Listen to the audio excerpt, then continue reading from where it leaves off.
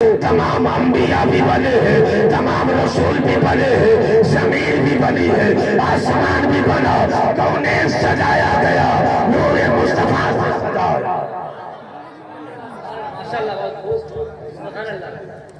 کم و بیش 1,24,000 انبیاء کرام اللہ نے دنیا میں بھیجے، لیکن جانتے ہو آدم علیہ السلام آئے، شیس علیہ السلام آئے، نوح علیہ السلام آئے، ادریس علیہ السلام آئے، حضرت موسیٰ عیسیٰ علیہ السلام آئے، حضرت یعقوب علیہ السلام آئے، حضرت یوسف علیہ السلام آئے، حضرت ہارون علیہ السلام آئے۔ اب سنو میری بات، کتنے پیغمبر بھیجے، کتنے اللہ نے نبی بھیجے، کتنے رسول بھیجے، ان رسولوں میں تمام کا درجہ برابر نہیں ہے۔ وہ رسول وہ ہے جنہیں اللہ نے اولو العزم بنایا ہے، سب سے اعلیٰ بنایا ہے، اس کے مرتبے اس سے آگے ہے، کوئی کسی پر فضیلت رکھتا ہے، اور سب سے زیادہ افضل اگر کسی کو بنایا تو آمینہ کے لال کو بنایا، ہم سب کے آقا کو بنایا ہے۔ یعنی نبیوں میں جس طریقے سے اللہ نے میرے مصطفیٰ کو تمام پیغمبروں میں اعلیٰ اور یکتا بنایا ہے، اسی طریقے سے ولیوں میں اگر کسی کو عالی شان بنایا ہے تو وہ غوث اعظم ہے۔ نعرہ تکبیر، نعرہ رسالت، جشن غوث الورا، مسلک اعلیٰ حضرت علماء اہل سنت، نعرہ تکبیر، نعرہ رسالت۔ یا رسول اللہ۔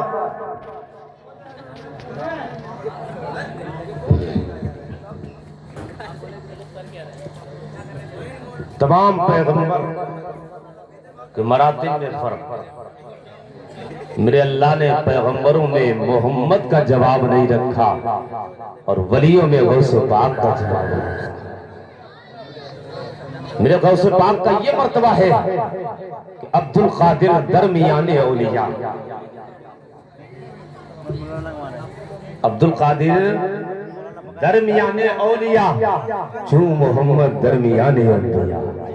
عبد القادر کی شان یہ ہے، ان کا مرتبہ یہ ہے، ان کی عظمت یہ ہے کہ اولیاء کے درمیان ان کا مرتبہ ایسا ہے جیسا پیغمبروں کے درمیان نبی کریم صلی اللہ تعالیٰ علیہ وسلم کا مرتبہ ہے۔ سبحان اللہ۔ ولایت کی سند دی جاتی ہے بغداد کی سرزمین سے، ولایت کی مہر لگائی جاتی ہے بغداد سے، اور بغداد والا جس پہ ولایت کی مہر لگاتا ہے وہی ولی ہوتا ہے۔ جب تک مہر نہیں لگتی ہے غوث پاک کی، کوئی ولی نہیں ہو سکتا ہے۔ میرے غوث پاک سن 470 ہجری میں گیلان ایک قصبہ ہے، اور اسی قصبہ گیلان کی سرزمین پر پیدا ہوا۔ ماں کا نام فاطمہ ہے، لقب ام الخیر ہے، باپ کا نام موسیٰ جنگی دوست، لقب ابو صالح، نانا کا نام عبداللہ سومئی۔ 3 نام یاد رکھیے گا، نانا عبداللہ سومئی، نانا بھی بے مثال، باپ بھی بے مثال، ماں بھی بے مثال۔ ماں کو نیکیوں کی ماں کہا جاتا ہے، باپ کو ابو صالح کہا جاتا ہے۔ ماں باپ کتنے نیک تھے بتا دوں، اتنے نیک تھے کہ راتوں میں اٹھ کر اللہ کی عبادت کرتے ہیں۔ آواز دباؤ، نعرہ تکبیر، نعرہ تکبیر، نعرہ رسالت، نعرہ رسالت۔ راتوں میں اٹھ کے ماں مصلی بچھا کر عبادت کرتی ہے، عبادت کرتی ہے، مصلی بچھا کر اپنے رب کو راضی کرتی ہے۔ اور پارسا اتنی کہ زندگی گزر گئی، کبھی کسی غیر محرم پر نگاہ نہیں ڈالی، زندگی گزار لی، گھر کی دہلیز سے کبھی قدم باہر نہیں کیا، کبھی ہاتھوں سے کسی کی ناانصافی نہیں کی، خلاف شرع کام نہیں کیا ہے، کبھی آنکھوں سے ٹی وی اور موبائل پر آج گانے اور ناچ سننے اور دیکھنے والوں، سنو میرے غوث کی محفل میں آئے ہو، میرے غوث کی والدہ وہ ہے کبھی آنکھوں سے غیر شرعی چیز نہیں دیکھی۔ یہ آپ ماں کا مرتبہ ہے، باپ کی شان کیا ہے. بہتا ہوا سیب آ رہا تھا، اٹھایا کھا لیا ہے. خیال آتا ہے کربلا کا، خیال آتا ہے میدان قیامت ہوگا، رب کی بارگاہ میں کیا جواب دو گے؟ اس لیے پتہ نہیں اس کا مالک کون ہے، اور مالک کی اجازت کے بغیر کھایا ہے، رب کے حضور کیسے جواب دو گے؟ اتنی نیکیاں بھی حصے میں نہیں ہے. جو اللہ والے ہوتے ہیں انہیں پتہ لگتا ہے نیکیاں کتنی کر رہے ہیں، ان کے پاس نیکیاں بھی ہوتی ہے تب بھی یہی کہتے ہیں کہ دامن میں نیکیاں نہیں ہے. ہمارے پاس اور ہمارے ہلنے میں نیکیاں نہ آئی ہے، رب کے حضور جائیں گے. ایک گناہ جو کر لیا ہے اس کا جواب کیا دیں گے؟ میرا اللہ پوچھے گا جو سیب بہتا ہوا آ رہا تھا یا مالک کی اجازت ملی تھی، مالک کی اجازت سے کھایا تھا یا مالک کی اجازت کے بغیر کھایا تھا؟ اللہ تو رب کے حضور جب ساتھ کھڑے ہوں گے تو جواب کیا ہوگا؟ کوئی جواب نہ بنے گا. یہ لیک لوگوں کے طریقے ہوا کرتے ہیں جو رات دن چوریاں کرتے رہے، رات دن ڈاکہ زنی کرتے رہے، چوروں کے مال دوسروں کے مال لوٹ کر کھانے والے اور غصب کرنے والے. ان کے دل کے اندر یہ خیال نہیں آتا ہے، ہمارے دلوں کے اندر یہ خیال نہیں آئیں گے. اس لیے دل سیاہ ہو چکے ہیں، دوسروں کے مال کھاتے کھاتے، زمینوں پر قبضہ کرتے کرتے، دوسرے کے گیہوں کاٹ کر اپنے پیٹ میں ڈالتے ڈالتے، اور دوسروں کے مال کھانے والے.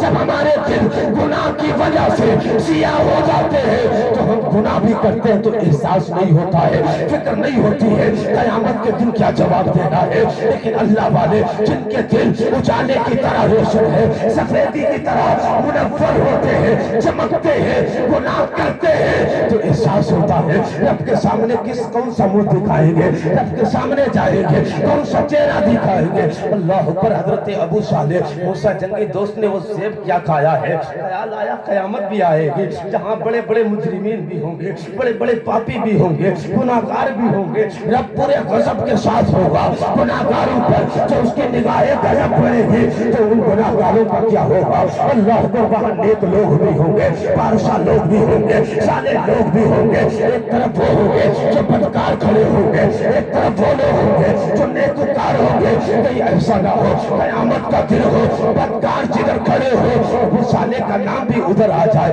اللہ پر نہر کے قریب جاتے ہیں، جانے کے بعد قریب چلتے رہے، قریب جانے کے بعد کافی دور تک پیدل چلنے کے بعد ایک باغ نظر آیا. اللہ پر جیسے ہی باغ دیکھا ہے اس کے بعد باغ کے مالک آپ کے نانا جان تھے. کس کے نانا جان؟ اسے باغ کے نانا جان. کہا باغ کے مالک سے کہ میں نے آپ کی اجازت کے بغیر ایک بہتا ہوا سیب کھایا ہے، بس معافی و تلافی کرنے کے لیے آیا ہوں. اللہ پر حضرت عبداللہ سوئی سمجھ گئے یہ جوان کوئی عام جوان نہیں ہے یار. اتنا لمبا سفر کر کے اگر تم مارکیٹ سے کسی کی بوری چرا کر لے آتے ہو کبھی خیال بھی نہیں آتا ہے کہ فرق آباد سے لائے ہیں اس کی اجازت کے بغیر. آج ہمارے حالات کیا ہے مسلمانوں؟ جوان اکثر کرتے ہیں، بوڑھے بھی کرتے ہیں. میں نے دیکھا ہے ٹھیلی پر کھڑے ہوتے ہیں، کیلا بیچنے والا، سیب بیچنے والا، انگور بیچنے والا غریب مزدور ہوتا ہے، ٹھیلی لگاتا ہے، پالتا ہے بچوں کو، لیکن یہ جاتا ہے انگور اٹھایا کھا لیا ہے، کیلا اٹھایا کھا لیا ہے. یار تو نے اجازت بھی نہیں لی ہے، اس کا انگور کھا رہا ہے. بتا تو صحیح جب اجازت کے بغیر کس نے حق دیا ہے کھانے کا؟ یہ مالک کی اجازت کے بغیر کھایا ہے. بتا اس کا حساب لگے گا کہ نہیں؟ وہ اگرچہ زبان سے کچھ کہہ نہیں سکتا ہے لیکن دل پہ برا لگ رہا ہے، دل پہ کراہت ہوتی ہے. یاد رکھو مالک کی اجازت کے بغیر ایک لقمہ بھی جو پیٹ کے اندر جا رہا ہے پھر اس سے جو خون بنے گا، پھر خون سے جو گوشت بنے گا، پورے خون تمہاری باڈی کے اندر جائے گا. پھر اس کے ذریعے جو دل میں تازگی آئے گی، پھر اس دل کے ذریعے جو دل میں روشنی آنا تھی وہ روشنی نہیں آئے گی. اس لیے آپ نے رزق حلال نہیں کھایا ہے، رزق حرام کھایا. کہیں گے نماز پڑھتے ہیں مزہ نہیں آتا.